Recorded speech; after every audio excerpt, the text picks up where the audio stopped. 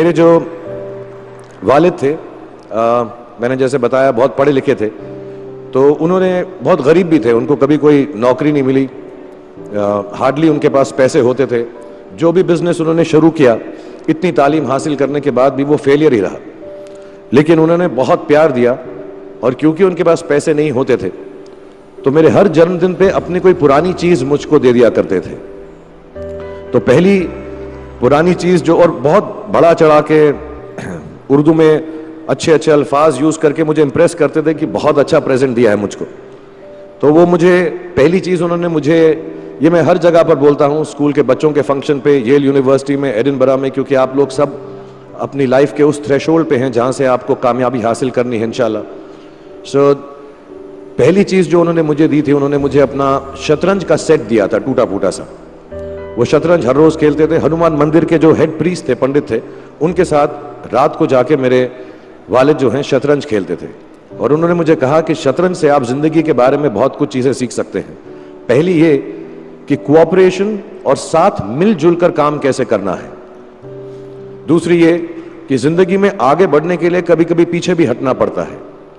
तीसरी ये कि जो छोटे लोग होते हैं, जो आप समझते हैं, कई लोग ऐसी बात मानते हैं, जो पॉन्स होते हैं, जो प्यादे होते हैं, उनकी सबसे ज्यादा इज्जत करना जिंदगी के अंदर। कोई भी इंसान छोटा नहीं होता, हमेशा हमेशा जिंदगी में काम आता है। और कामयाबी हासिल करने के लिए आखिरी बात शतरंज ये सिखाती है हमको कि कभी कभी जिस चीज से सबसे ज्यादा लगाव होता है, जैसे रानी से अमूमन हो जाता है, कभी कभी उसे भी सैक्रिफाइस करना पड़ता है आगे बढ़ने के लिए। दूसरी चीज जो उन्होंने मुझे दी, मेरे पास है वक्त, 2 मिनट बोल सकता हूं मैं, सॉरी।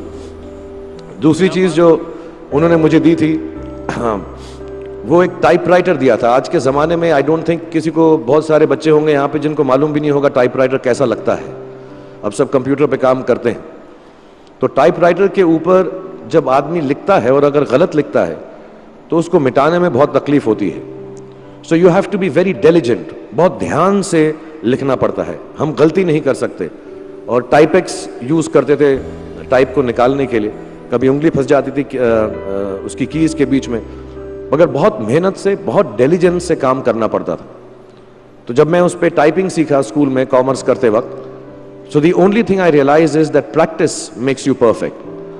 तो जो भी काम आप जिंदगी में करें उसको डिलिजेंस से करें, ऐसा करें कि कोई गलती ना हो, अपना पूरा दिमाग लगा कर करें, सोच समझ कर करें।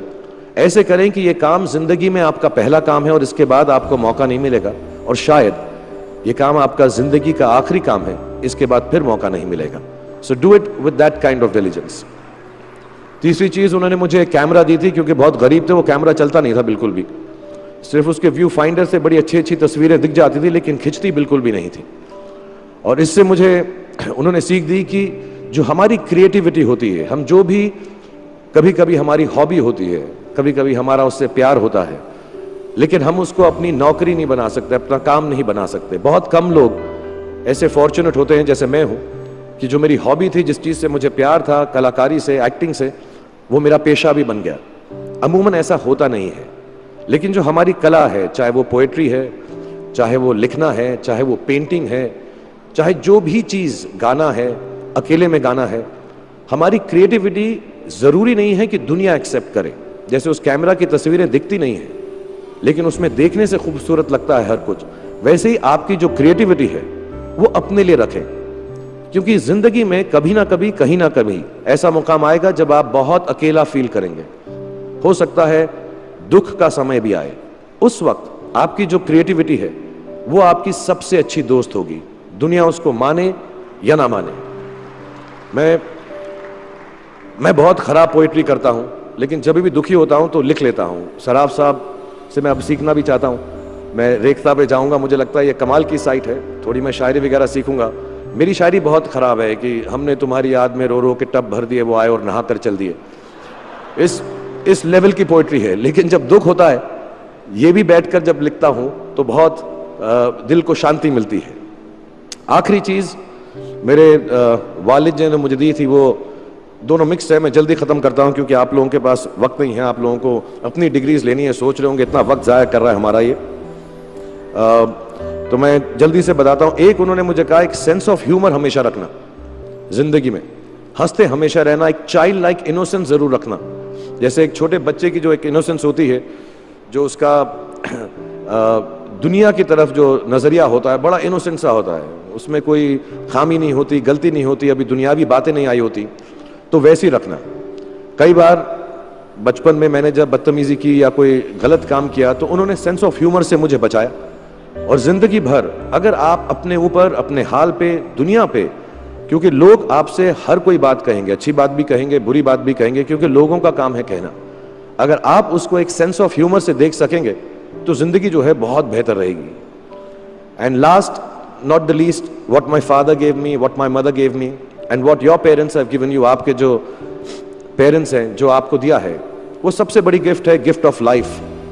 जिंदगी की जो जिंदगी एक खुद ही सबसे बड़ा तोहफा है हमारी जिंदगी, और उसको वैसे ही ट्रीट कीजिए। जिंदगी के अंदर जो भी मुकाम आए, जैसी भी चीजें हो, अच्छा हो बुरा हो, कभी अंधेरा हो कभी उजाला हो, हर चीज को रिस्पेक्ट कीजिए और जिंदगी में ग्रेस रखिए हर इंसान की तरफ।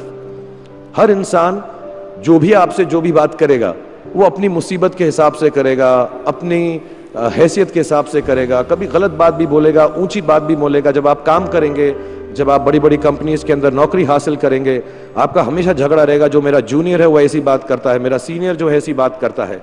लेकिन सब जो हैं जिंदगी से जूझ रहे हैं, इस जिंदगी में कुछ बनने की कोशिश कर रहे हैं। सो वो ग्रेस जो है, वो लीवे जो है, हर किसी को दीजिएगा जो आपके साथी हैं, जो आपके साथ साथ काम कर रहे हैं, जो आपका साथ काम नहीं भी कर रहे और जो आपका साथ नहीं भी दे रहे। ग्रेस से बड़ी चीज आप जिंदगी को वापस नहीं लौटा सकते। ये 4-5 चीजें याद रखिएगा। याद रखिएगा, नहीं रहे तो कोई बात नहीं। आप लोग बहुत कुछ अभी इस जगह पर इल्म हासिल कर चुके हैं और मुझे उम्मीद है और मुझे यकीन है कि आप जो भी करेंगे जिंदगी में बहुत कामयाब होंगे। और फिर से मैं मौलाना आज़ाद नेशनल उर्दू यूनिवर्सिटी का शुक्रिया अदा करना चाहूँगा कि मुझे यहाँ पर बुलाया, आपसे मुखातिब होने का मौका दिया। थैंक यू वेरी मच, बहुत बहुत शुक्रिया। और आप, मुझे मालूम है कुछ टीचर्स जो होंगे यहाँ पर बैठे होंगे जो आपके फेवरेट नहीं भी हैं, जो बहुत स्ट्रिक्ट होंगे, डांटते भी होंगे आपको, उनको सबसे ज़्यादा याद रखिएगा जब आप इस यूनिवर्सिटी से बाहर जाएंगे, क्योंकि जो सबसे ज़्यादा टीचर आपसे स्ट्रिक्ट थे वो एक्चुअली सबसे ज़्यादा आपसे प्यार करते थे। Thank you very much for having me here.